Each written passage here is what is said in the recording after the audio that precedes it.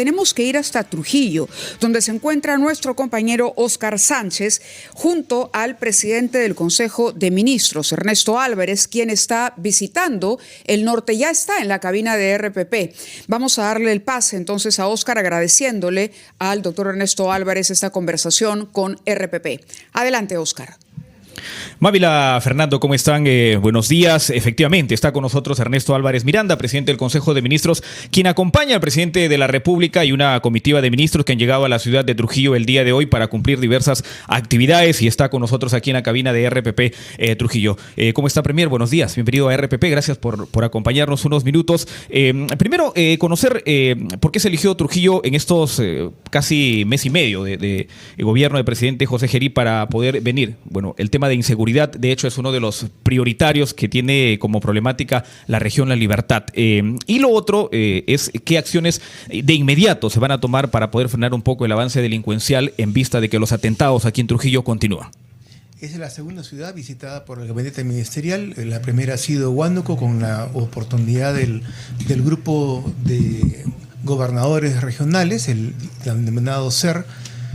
Esta es la segunda ciudad que visitamos y específicamente porque, entre otras cosas, entre otras virtudes que tiene Trujillo, aquí nació la extorsión y el sicariato en el Perú. Recordemos que hace más de 30 años se impusieron diversas calcomanías en algunos taxis tico que circulaban en Trujillo y nadie les dio demasiada importancia. Esto ahora se ha extendido no solamente a Lima y Callao, sino se está extendiendo al resto de la República por la desidia de los sucesivos gobiernos y las sucesivas autoridades. Pero el gobierno del presidente Gerí está empeñado en ponerle coto, en iniciar una labor de toda la sociedad y por tanto del Estado para poner freno no solamente en Lima y Callao, sino en Trujillo y en todas aquellas ciudades donde se está sufriendo. El poblador común y corriente está sufriendo esto y el Estado tiene que ayudarlo.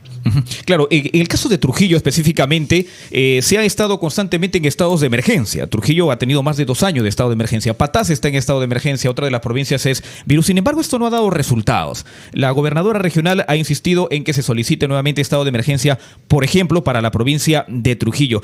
Pero no se ha tenido resultados. Incluso en la capital, que está en estado de emergencia, los atentados, por ejemplo, a las empresas de transporte continúan. Incluso se anuncia una paralización por parte de ellos. ¿Por qué no está funcionando esa estrategia? Porque los estados de emergencia en realidad lo que hacen es constituir un contexto jurídico para que las fuerzas del orden puedan operar.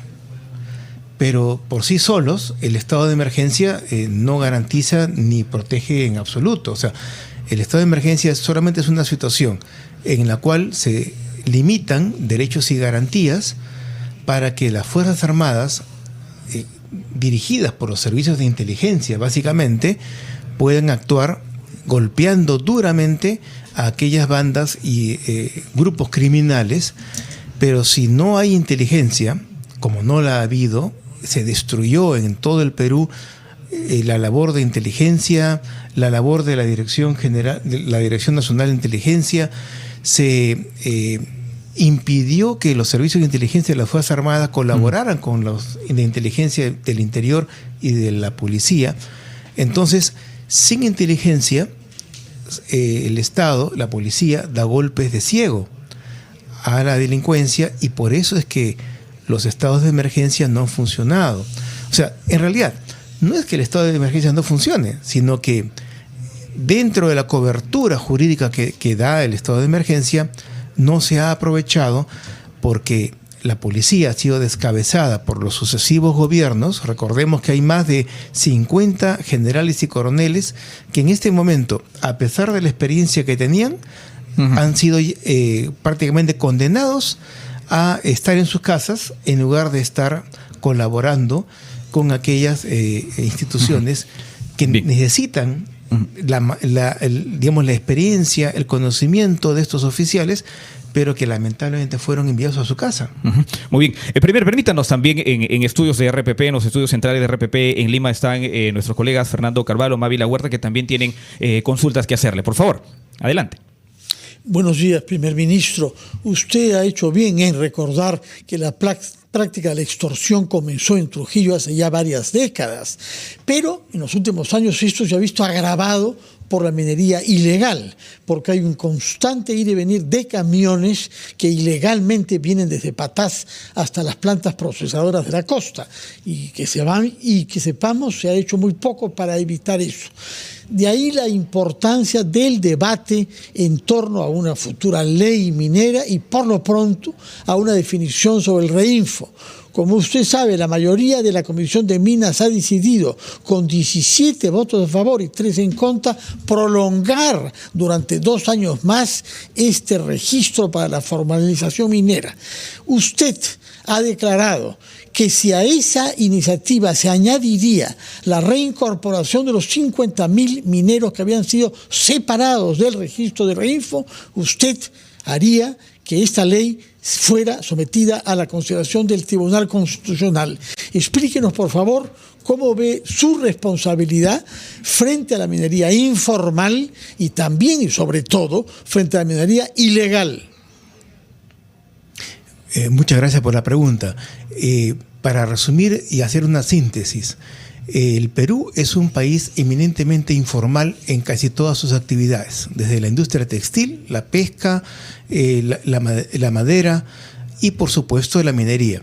Dentro de esa informalidad existe una minería ilegal que maliciosamente se aprovecha de las circunstancias para enriquecerse y alrededor de ese enriquecimiento generar delito de diverso índole, pero también hay una minería artesanal y una minería pequeña que no puede alcanzar los estándares de formalización, porque esta formalización es sumamente difícil, burocrática y onerosa. Por tanto, de lo que se trataba esencialmente es que el Estado facilite la formalización, rebajando a un mínimo las exigencias para que la artesanal y la pequeña minería puedan alcanzar en cierto aspecto algún estándar ambiental mínimo adecuado para operar y al mismo tiempo pudiese hacer la labor de exploración y de explotación en condiciones económicas favorables.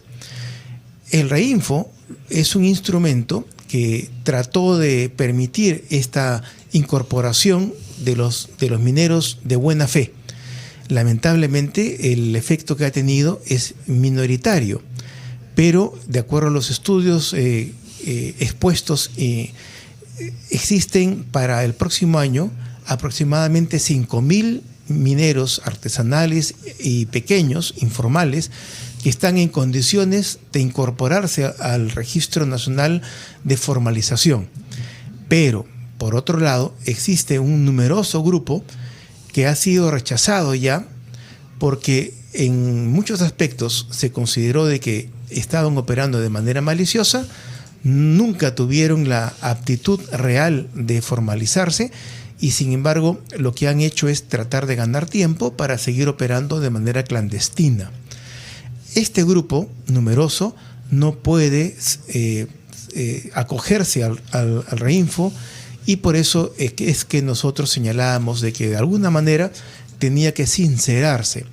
Hay que llevar el sentido común y la verdad a la política. No podemos seguir engañando a la población, a la opinión pública, continuamente y tratando de ejercer la política mediante subterfugios, porque la gente se da cuenta, la gente no, si bien es cierto, peca de inocencia en algunas oportunidades, no se la puede engañar año tras año. Uh-huh. Por tanto, la idea central es de que el Congreso, el Pleno del Congreso, enfrente con verdad la situación actual y separe la paja del trigo. En definitiva, no es que el Reinfo no sirva para nada o que todo el mundo ingrese y aproveche el Reinfo. Doctor Álvarez, pero hay un grupo malicioso, sí, que es minería ilegal, que va a continuar siendo ilegal y le conviene ese Reinfo, y hay otro grupo que sí puede aprovecharlo en beneficio no solamente del país, sino en beneficio, por ejemplo, de la contaminación ambiental que se viene generando en muchos lugares del Perú. Eso quiere decir que el gobierno, usted habla de 5.000 mineros en vías de formalización que podrían formalizarse durante 2026, pero la propuesta legislativa amplía el registro hasta finales de 2027. ¿El gobierno apoya esta extensión? Le hago la pregunta tomando en cuenta que 3 congresistas del partido del señor presidente, José Gerí, de Somos Perú, han apoyado el dictamen de la Comisión de Energía y Minas.